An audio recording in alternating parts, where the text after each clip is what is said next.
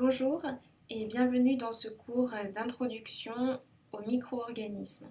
Ce cours ne sera pas basé sur les activités e-bug, mais suivra la logique de 3 autres cours de votre programme e-bug, une introduction aux microbes, les microbes utiles à l'homme et les microbes pathogènes.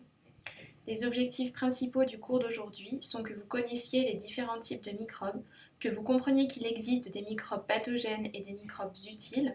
Enfin, nous allons vous expliquer ce qu'est le microbiote et à quoi il sert. Les termes de micro-organismes, germes et microbes sont synonymes et ils évoquent tous des petits organismes. Ils sont ubiquitaires, c'est-à-dire qu'ils sont présents partout. Sur nous, par terre, dans ce qu'on mange, au fond de l'océan ou dans les canalisations de notre douche. La plupart d'entre eux sont utiles à nous, aux autres animaux, à l'environnement ou à notre alimentation. Certains sont pathogènes et peuvent provoquer des infections. Les principales familles de microbes sont les virus, les bactéries et les champignons. Tout d'abord, quelques généralités sur les microbes. Comme je vous l'ai dit en introduction, il y a 3 grandes familles. Les virus sont les microbes les plus petits, il faut des microscopes spéciaux pour pouvoir les voir. Les bactéries peuvent être vues au microscope standard et les champignons peuvent être très grands, comme par exemple le champignon de Paris. Les virus, ils ne peuvent pas vivre tout seuls, ils ont besoin d'un hôte, comme une cellule. Le virus va parasiter la cellule, c'est-à-dire qu'il va détourner la vie de la cellule à son profit. Et il va pouvoir se multiplier en plusieurs milliers d'exemplaires. Il y aura finalement tellement de virus que la cellule va exploser et des milliers de virus vont se répandre et infecter d'autres cellules qui vont également se multiplier et ainsi de suite. Les bactéries, quant à elles, peuvent être distinguées en fonction de leur forme. Elles peuvent avoir une forme de spirale, que l'on appelle spirille, une forme de bâtonnet, que l'on appelle bacille, ou une forme de sphère, que l'on appelle cocci. Les bactéries se divisent toutes les 20 minutes dans l'environnement qui leur est favorable. Mais elles sont capables de vite s'adapter. Certaines bactéries survivent à des environnements très chauds ou très froids. Leur capacité d'adaptation leur est très utile pour rapidement s'adapter aux antibiotiques par exemple. C'est comme ça qu'elles développent des résistances. Enfin, les champignons sont des microbes très variés qui se nourrissent en décomposant la matière organique, animale ou végétale.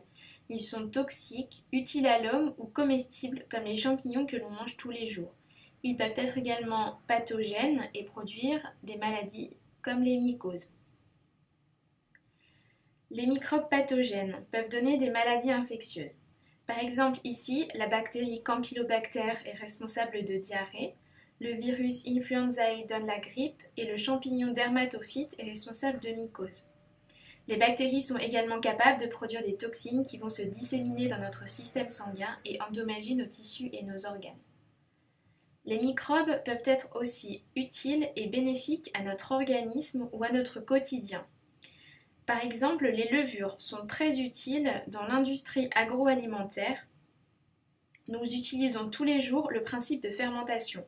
La fermentation est la faculté des champignons à consommer des sucres pour les transformer en gaz, en acide ou en alcool.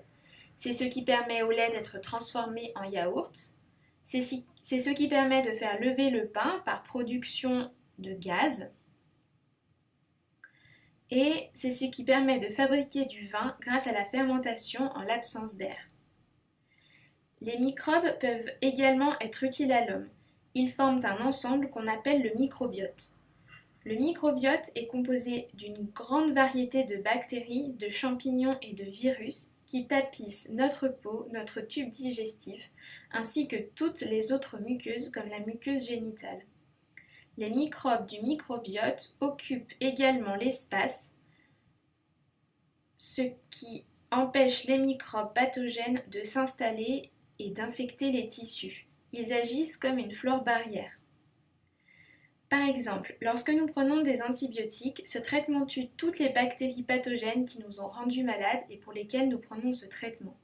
Mais les antibiotiques détruisent aussi les autres bactéries qui y sont sensibles, dont les bactéries du tube digestif.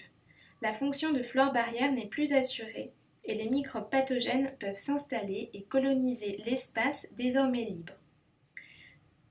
Nous vivons en symbiose avec les microbes du microbiote, c'est-à-dire que nous avons un intérêt mutuel à cette cohabitation. Nous leur fournissons un abri et de la nourriture, et en échange, ils participent à la digestion des aliments. Ils interfèrent avec les capacités d'absorption des nutriments et donc influencent notre poids. Ils synthétisent certaines vitamines et enfin, ils nous protègent contre les infections. En conclusion, il existe trois grandes familles de microbes, les virus, les bactéries et les champignons. Les microbes peuvent être pathogènes et provoquer des infections, mais la plupart des microbes sont utiles à notre vie quotidienne ou à notre organisme. Nous vivons en symbiose avec eux. Les traitements antibiotiques ont un effet négatif sur le microbiote et c'est une des raisons pour lesquelles ils doivent être utilisés avec parcimonie. Merci de votre attention.